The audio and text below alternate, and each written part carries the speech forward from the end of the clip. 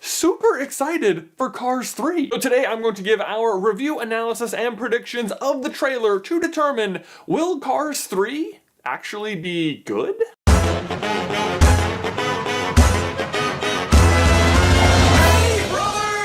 If you have spent any amount of time on this channel, you will undoubtedly know that we are huge Pixar fans and therefore rarely have anything too negative to say about them. But when I heard they were making Cars 3, I was kind of like, why? I mean, I liked the first Cars well enough. I mean, it's not super high on my list of Pixar movies, but if you go over to Rotten Tomatoes, it has the second lowest rating of any Pixar film. And the one movie it is beating is Cars 2. So why make Cars 3? Well, the easy answer is money. Because despite having the lowest critical acclaim of any Pixar franchise, Cars is high and away the best selling when it comes to merchandise. And that is saying something for Pixar, because it means Cars sells more toys than a movie whose main characters are toys. My personal belief, though, is that despite Cars' commercial success, that the people at Pixar are just determined to redeem themselves after Cars 2. And after seeing the teaser trailer for Cars 3,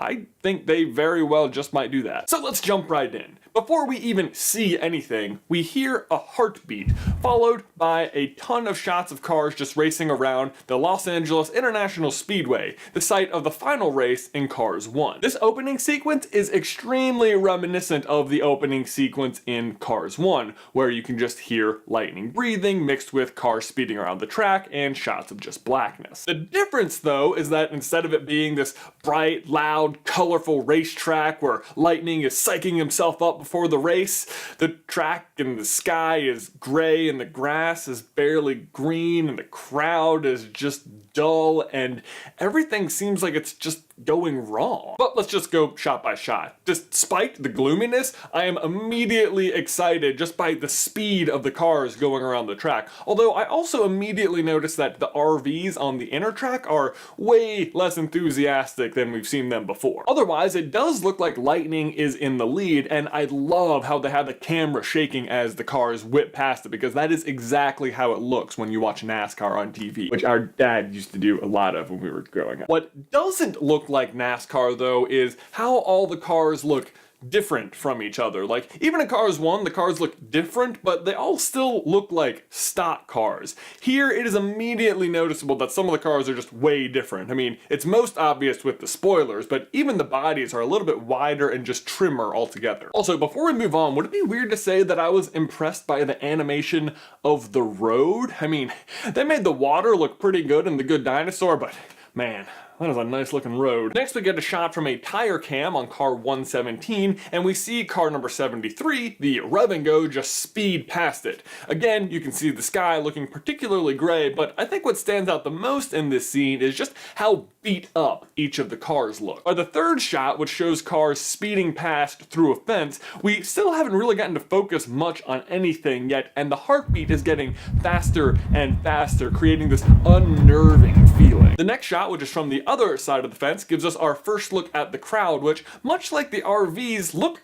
a lot less like characters and more just like regular cars. Next is just another quick shot from a tire cam before we get the first real scene where the cars are in focus. Right away we notice this pink ribbon symbol, which is very reminiscent of like a breast cancer ribbon on the back of the pink car. Initially we thought this was the focus of this shot and that possibly we were getting our first look at Cruz Ramirez, but according to this concept art, she is actually supposed to be a yellow car, so I don't think this is her. But either way, that pink car could be a female racer, which would be pretty interesting. But after about 50 or so more viewings, we realized that what you see is not the focus of this shot, but instead what you hear. Each shot until this point has featured a roaring engine, but this one is much quieter. and whatever car the camera is mounted to is whipping past the blue and green car on either side, but more on that in a second. Next is our first overhead shot where you can clearly see Lightning is leading the race, and where we get our first look at any of the car's eyes, all of them being in the stands though. And this, the decision not to basically show any faces in the trailer, is what makes me so hopeful for Cars 3. Because to me, one of the biggest downfalls of Cars 2 was that they gave all of the cars so many bells and whistles that the fact that they were cars just stopped mattering. I mean, they may as well have just been people. This trailer though, more than anything, just screams, we are cars doing what cars love to do, which is driving fast, not being spies and solving crimes and stuff. But moving on, next we get our first shot of what we think is Jackson Storm, the antagonist of the movie. First off, he is definitely one of the newer and sleeker looking cars that we mentioned earlier, and he is just blowing past the older, more traditional looking stock cars. His sponsor looks to be Igniter, IGNTR, but his number is up for debate. It's either 20 or 2.0. If he is a new generation of cars, then 2.0 is pretty clever, and there actually is some evidence to back that up, because Mr. 2.0 here sounds exactly like that quiet car from earlier. If I had to guess, I'd say that was probably his point of view earlier, and the reason that he sounds quieter is because he has an electric motor. But that brings up a few other questions, like if he does have an electric motor, how is he going so much faster than the other cars? And if he's going that much faster, why isn't he already in the lead? I mean, after all, based on how the other cars look, the race seems to have been going on for a while, but Mr. 2.0 still looks pristine. Well, allow me to introduce you to the Mercedes SLS AMG electric drive. The reason I bring it up is because in a world that revolves around gas-powered cars, it is the very first electric supercar, and it is fast. So fast that it easily outpaced its gas-powered counterpart, the Mercedes SLS AMG Black. Back to the trailer, if this is an electric car, the idea that it could blow past its gas-powered opponents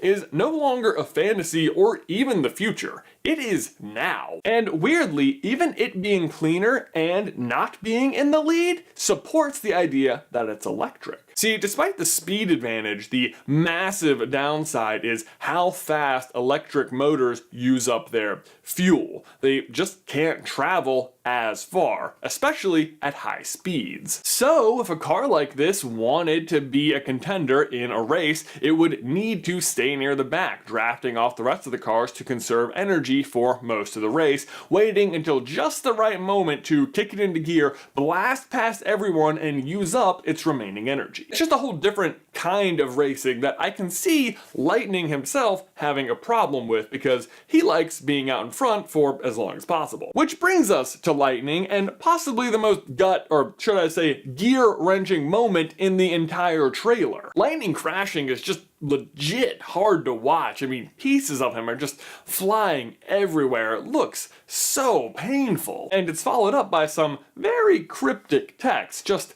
from this moment, everything will change. And everything could, of course, mean anything, but my guess is that this crash in particular injures Lightning so bad that he has to be rebuilt with an electric motor. Which just feels appropriate, right? Like, Lightning, electric, And from there, he would have to learn not everything he knows about driving, but everything he knows about racing. He would have to win by being cautious, strategic, and smart, rather than just going all out from start to finish. I also suspect the lone line of audio we hear spoken in the trailer, McQueen is fading, he's fading fast, has been edited out of context, and is actually from his first race as an electric car, where he tries to go all out, but his battery fades fast. Because really, is fading the word choice you as an announcer would have for a car that is crashing out of control? Because I mean, if you were calling this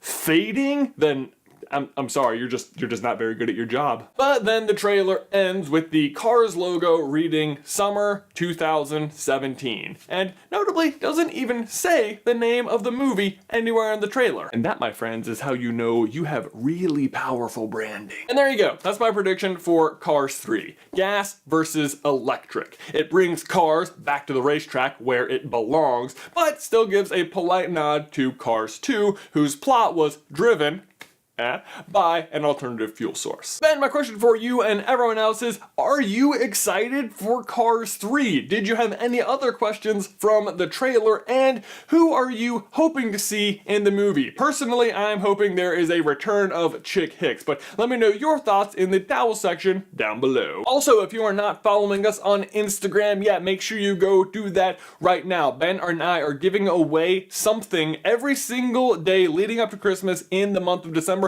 That will start this Thursday. We have all sorts of really cool things, and for every follower we get, we are donating 10 cents to our local chapter of Big Brothers Big Sisters. So go follow us on Instagram now. These socks are amazing! Thanks for watching. As always, please like this video if you haven't already, and subscribe so you don't miss any future Pixar videos. If you want to see one of our Cars theories about how cars are alive, I recommend you check out this